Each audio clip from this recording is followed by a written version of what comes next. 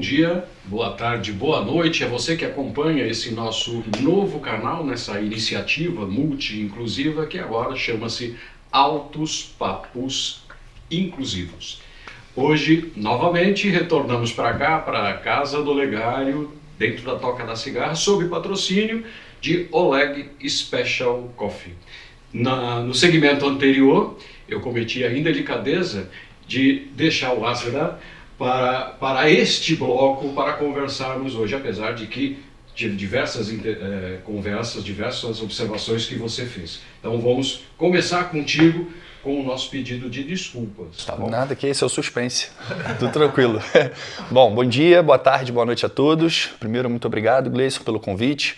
Para nós do Convention é uma honra aqui estar representando o nosso presidente, o Ricardo, que não pôde estar presente, mas fez questão que o Convention se fizesse presente.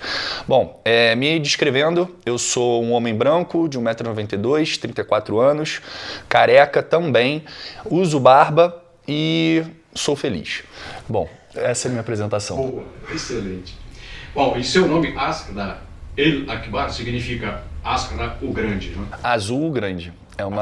Asra é azul, El Akbar é um dos 99 nomes de Deus, nome de Alá, e foi uma brincadeira que meu pai fez, criou como fosse uma expressão idiomática, azul grande, que é o céu infinito. Ótimo. Muito obrigado pela explicação sobre o nome. Todo mundo estava querendo saber.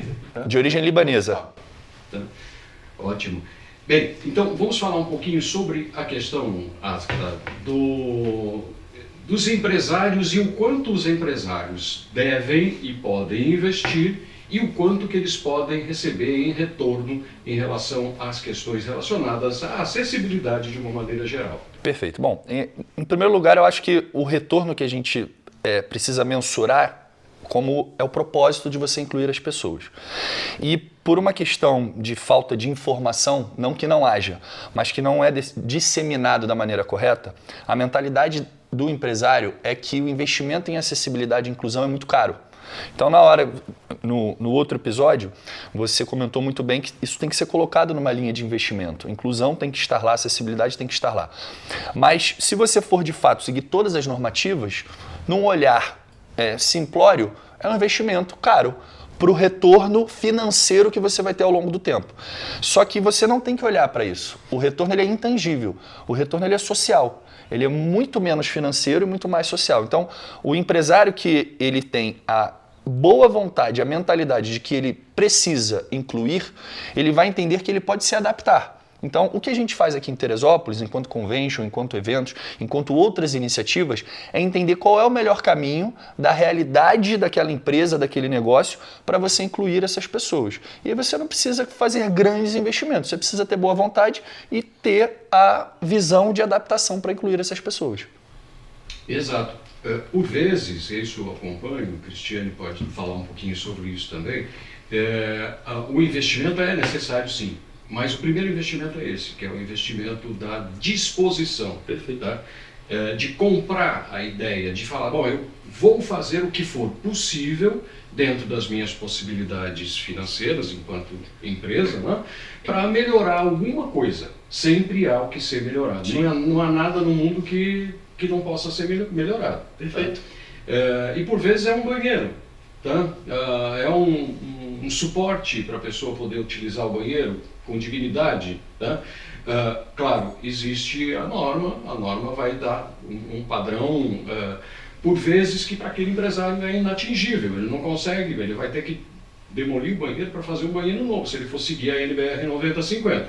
Mas se ele tiver boa vontade, tá? E a boa vontade por vezes é o que traduz aquilo que está lá na música dos Beatles, né? All we need is love. É um amor, para olhar o outro e falar, deixa eu melhorar. Jesus Cristo. Exatamente, é Jesus Cristo, é Muhammad. Todos os manifestantes de Deus vieram dizer a mesma coisa, né? Amem-se uns aos outros. Então, a ideia é fazer com que as pessoas que são gestores, como nós somos gestores aqui, na Toca da Cigarra, tenham essa visão de que o outro precisa ser respeitado, né? Precisa ser amado, e uma maneira de amar é essa de ter respeito. E vai ter investimento? Sim, mas olha, eu volto a dizer, confirma para mim, qualquer investimento que se faça nessa direção, ele vai dar retorno. Aquele empresário, aquela empresa, aquele restaurante, aquele hotel, com o tempo ele vai ganhar uma marca de que ele está oferecendo algo que realmente faz com que a pessoa deficiente ou a pessoa que tenha alguma condição limitante, ela possa ter mais conforto. Sim, perfeito. E isso é até um conceito do marketing social. Quando você faz esse investimento em propósito, novamente, você não tem um retorno tangível daquela linha, você tem um retorno intangível de como o seu cliente olha a sua marca como uma marca responsável para a sociedade. Então, o olhar é esse. O olhar é muito mais o quanto você inclui, o quanto você ama, o quanto você traz a pessoa para ser inserida, do que propriamente dito a quantidade de pessoas com deficiência ou com alguma limitação que vão ali utilizar de fato o seu local. Pode ser que ninguém venha utilizar, mas o importante é que a sua marca, a sua empresa seja uma marca consciente que possibilite que essas pessoas usufruam daquilo que você se propôs. Excelente, é isso mesmo. É o que nós modestamente procuramos fazer aqui quando chegamos aqui na Toca da Cigarra. Marina esteve circulando comigo, mostrei para ela algumas questões que foram, algumas modificações, algumas interferências que nós fizemos, e todas elas são justamente nesse caminho. Nesse caminho, tá? exatamente. Desde cobrir a passarela, desde a rampa de acesso ao banheiro. O banheiro foi construído com uma volumetria. A Cristiane vai puxar minha orelha já. É uma volumetria excelente, está faltando os apoios, eu já sei. Tá?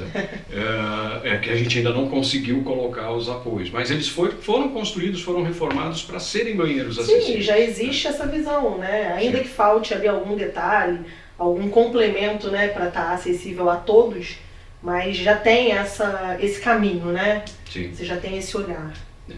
Nesse caso nosso, que era uma coisa nova, uma obra... Não era uma obra, era uma obra nova dentro de uma casa histórica e antiga, tá? Mas mesmo assim nós conseguimos fazer uma adaptação que ficou muito, muito, muito boa, tá? Mas existem outros lugares que não precisa você começar do zero, você pode melhorar aquele conforto dentro de alguma perspectiva, tá? Talvez o que eu esteja falando, Cris, seja uma heresia, porque dentro da cabeça de um técnico, de uma técnica como a Cris, que tem isso como uma missão, né, não é possível você aplicar meia norma, né, mas é possível fazer com que o conforto seja melhorado. Você concorda comigo? Eu acho que primeiro a gente tem que quebrar o tabu quando a gente fala da questão do investir em acessibilidade é caro. Hoje a acessibilidade ela está transversal a todas as ações. E quando você fala, né, nessa questão, preparar um ambiente histórico de 300 anos dentro da questão da adequação da acessibilidade, você foi exatamente cirúrgico quando você fez essas ações.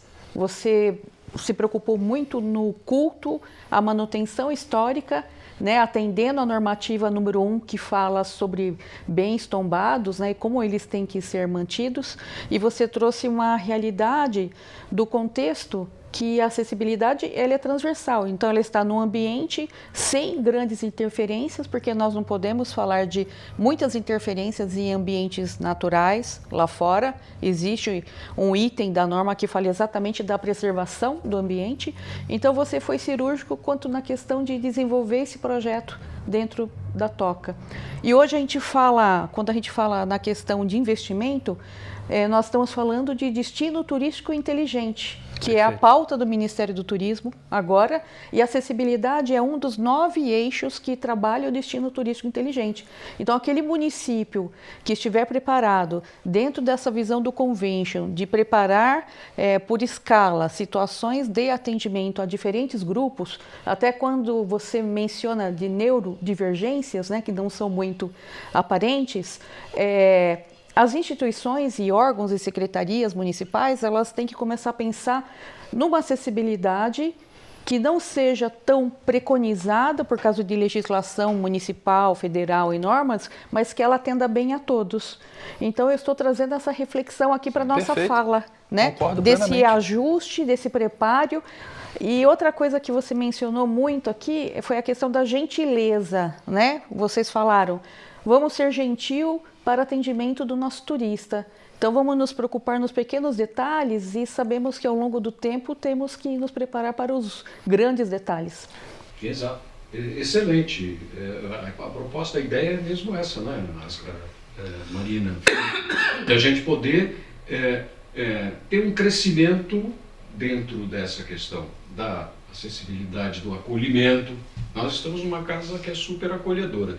Eu li agora há pouco o poema do Olegário Mariano, antes de começarmos a gravação, que diz: fica à beira do caminho a minha toca, entra, irmão, quero que bebas meu vinho, quero que comas meu pão. Então, ou seja, o acolhimento é marca dessa Hospitalidade. casa. Hospitalidade é marca dessa casa.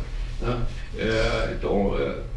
E isso passar a ser uma marca de Teresópolis, uma marca da região serrana, uma marca do convention, uma marca dos empresários, a cidade só vai ter a ganhar.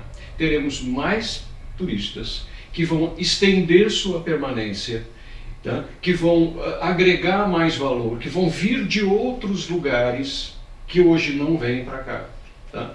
Estamos até desenvolvendo um produto de montanismo aqui, acalentando essa ideia de um produto de montanismo, para podermos trazer turistas que venham de outros lugares, que não estão vindo normalmente para cá. E esses turistas que vêm de outros lugares, vamos imaginar que vamos trazer alguém que subiu o Mont Blanc, né? Então ele está acostumado com o nível de serviços da França. Tá? Ele tem que vir para cá e receber um serviço com essa qualidade e dignidade. Tá? Então, e essa conversa nossa, esse alto papo inclusive aqui, é justamente para estimular você, empresário, você, não somente os empresários, tá? Porque uma iniciativa como esta, como a nossa, ela é composta da iniciativa, da gestão, e é composta dos funcionários, as pessoas que estão ali na linha de frente, que atendem o balcão, que estão, precisam ter essa consciência, e a cidade ganhando essa consciência, todos nós vamos ganhar. Você concorda comigo, Marina? Com certeza. Inclusive, né, durante a sua fala, eu estava aqui lembrando que até a Federação de Conventions, ela tem incentivado cada vez mais as capacitações para públicos diferentes. Né? E aí essas capacitações, elas são dadas tanto para a gestão, né, de cada convention, e aí a gente fala do Estado como um todo, como também para os associados, para os mantenedores. Então toda essa consciência, essa noção realmente, né, do que é necessário, de como pode ser feito, isso tem sido disseminado cada vez mais, né, tamanha relevância. Então cada vez mais a gente ter esse olhar mais abrangente, mais inclusivo e, como a gente falou, trazendo sempre o pertencimento. Né? Até quem não tem o perfil acolhedor gosta de ser acolhido em algum momento. Todo mundo gosta de ser acolhido. Todo mundo. Até quem não tem esse perfil. Quando ele se dá conta, ele gosta de ser acolhido. Né? Ser tratado com gentileza, com educação, com respeito. Por vezes a pessoa nem merece muito isso. Pois é. Né? Não vou mencionar nenhum ministro, nada disso, né? Mas às vezes a pessoa não faz por merecer, mas ela gosta de ser bem acolhida. Né? As pessoas, all we need is love. Todo mundo espera ser atendido com carinho. Outra questão que quando você fala do acolher bem, se as pessoas estiverem sensibilizadas no atendimento, e nós temos isso de muita relevância, você vai receber um grupo de cegos para fazer uma visita no atrativo e ele vai entender que lá tem a árvore, tem a trilha, tem a caminhada, mas qual é a referência, né, do preparo do seu guia através da audiodescrição para que ele traga essa realidade daquele atrativo. Então, assim, como acolher bem, como preparar bem roteiros turísticos adaptados para atendimento, né, deste tipo de turista, que ele pode ser um turista cego total, um turista com uma baixa visão, ele pode enxergar vultos, ele pode trazer o cão-guia. Então, assim, o preparo dessa cadeia produtiva do turismo local, ela tem que ser bem pensada. E eu acho que o convention, a federação, ele tem um papel fundamental de trazer essa sensibilização, de mostrar que a acessibilidade não é caro, mas nós podemos acolher bem, atendendo bem e estando preparado. Disse tudo, né? Fazer uma intervenção estrutural é caro, né? É uma obra, toda obra tem custo, tá? Mas capacitar e ser cordial e ser compreensivo querer entender Sim. um grupo de cegos ou um grupo de surdos. Surdos. E até de surdos cegos, porque surdo cego também é um cliente potencial, ele viaja, então tem que ter um preparo desses guias realmente para o atendimento daquele cliente específico. Mas aí falando um pouco sobre essas questões todas relacionadas a esses grupos, falando um pouquinho sobre a nossa condição enquanto país, né? Esses grupos todos, eles eram inexistentes ao Periféricos. Invisíveis, né? Invisíveis. Porque quem tinha na família uma pessoa cega, a pessoa ficava em casa. Então você não via. Cadeirantes na rua, a gente não via. Então essa cultura já mudou um pouco, mas ainda é uma cultura que está dentro da cabeça, né, da nossa cabeça, quanto brasileiros. Eu vou dar um exemplo que a Marina falou no primeiro episódio. A gente foi pioneiro nisso na cidade, em fazer a Hora Azul. O que consiste a Hora Azul? Nossos eventos são eventos com música, com um volume muito grande de pessoas, e a gente entendeu que as primeiras 2 horas é onde você tem um pouco mais de famílias e um fluxo um pouco menor. E numa brincadeira de fazer os churros grátis para pessoas com neurodivergências, com foco no autismo, que foi no mês de abril, em comemoração ao Abril Azul, a gente teve um fluxo muito grande de pessoas com autismo.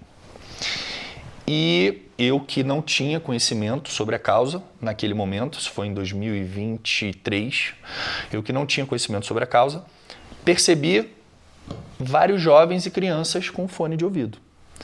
E aí passou a criança com fone de ouvido, a mãe veio me parabenizar pela iniciativa e eu fiz a pergunta: por que seu filho está com fone? E aí naquele momento eu descobri que eles têm uma hipersensibilidade nos sentidos, num deles a audição. E a Hora Azul se tornou o quê? Um projeto onde as primeiras 2 horas não tem som, os nossos brinquedos são gratuitos e, por uma questão de dados demográficos, a maioria das pessoas, dos pais, das famílias com autismo, tem alguma restrição financeira. A gente também faz um desconto agressivo para esses pais e mães atípicos para inseri-los não só na presença física, mas como a possibilidade de participar do evento. E é um sucesso. Hoje isso é bandeira do nosso evento. Todo evento que a gente faz, a gente tem a Hora Azul. A gente incentiva, por exemplo, em Teresópolis tem um projeto magnânimo que é vanguarda, chamado Projeto Superação Down. Um professor de jiu-jitsu criou um método específico para crianças com síndrome de Down. E eles hoje são referência no Brasil. Não tem o devido reconhecimento na cidade, mas tem o reconhecimento no estado, no Brasil, enfim. Eles inserem essas crianças através do jiu-jitsu. São quase 40 crianças de forma gratuita. E eles estão ganhando campeonatos em várias cidades.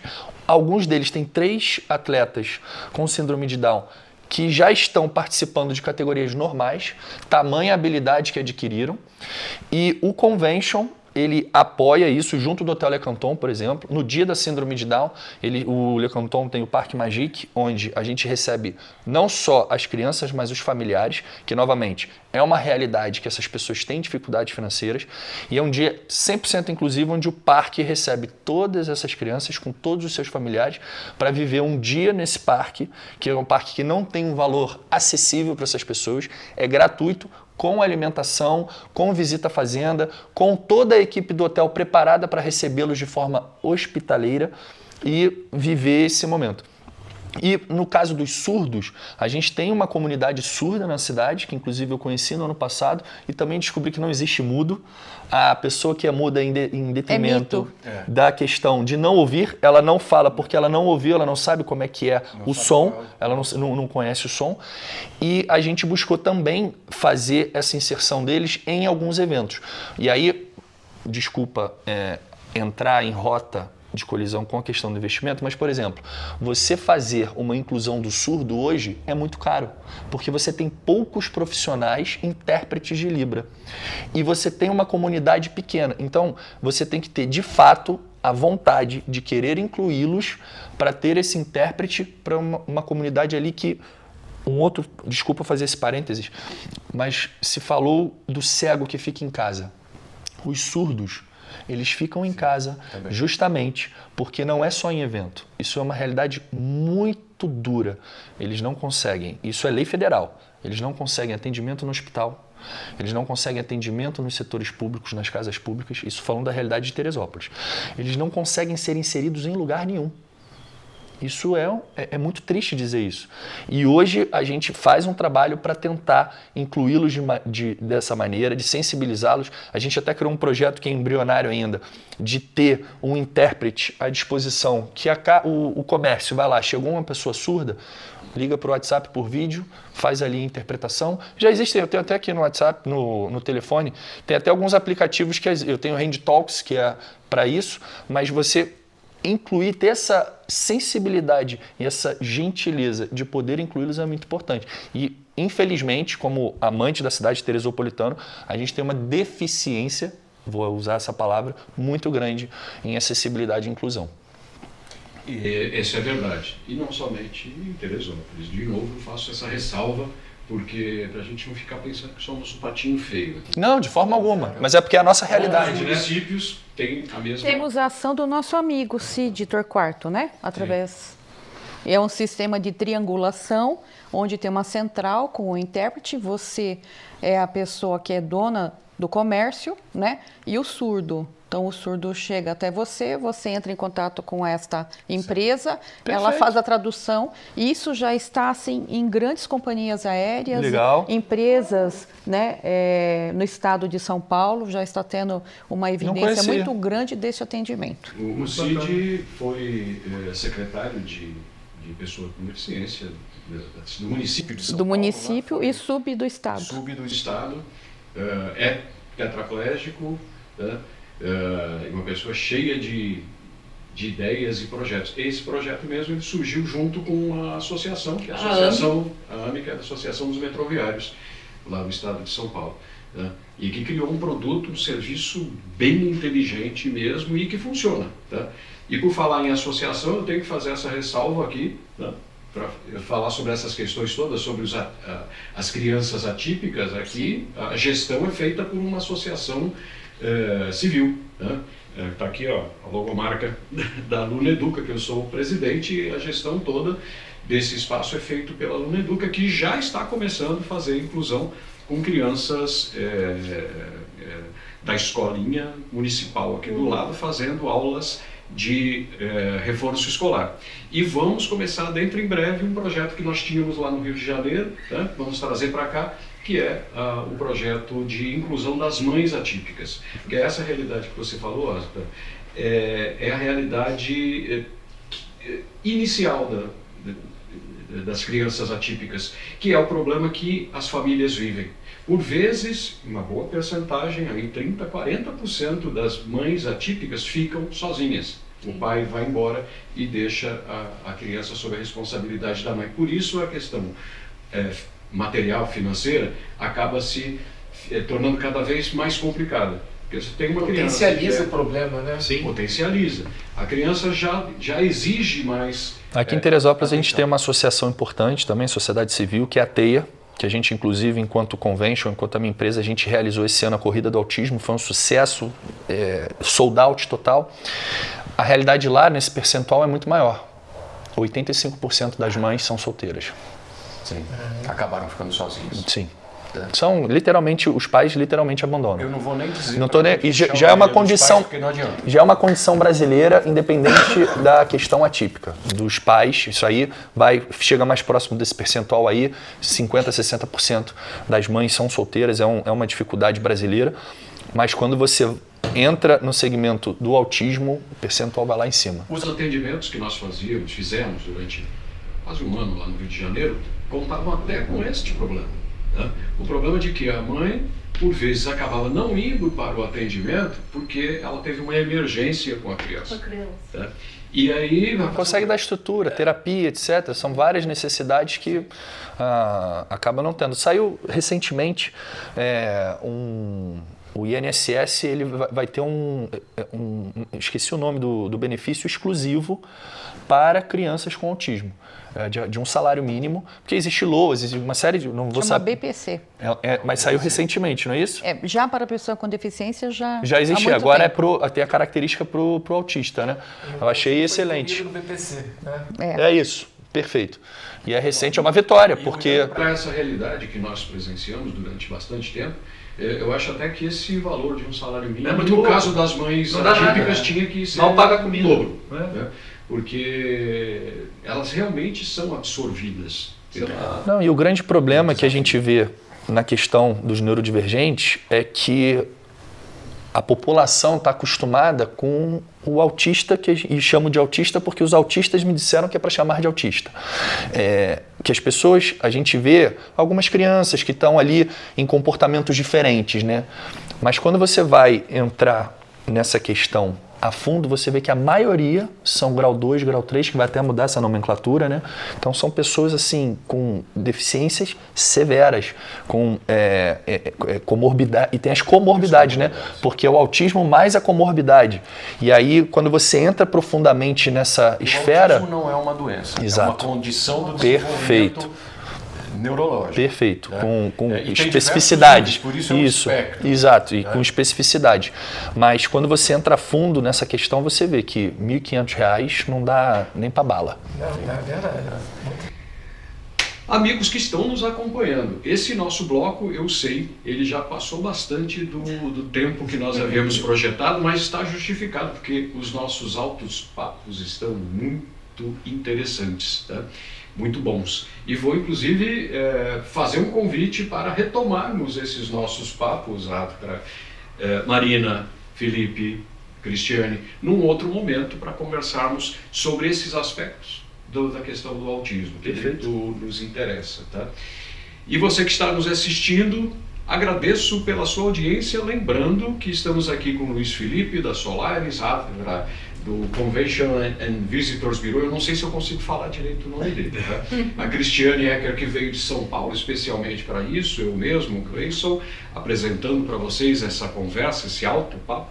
A Marina, que é secretária do Convention Bureau.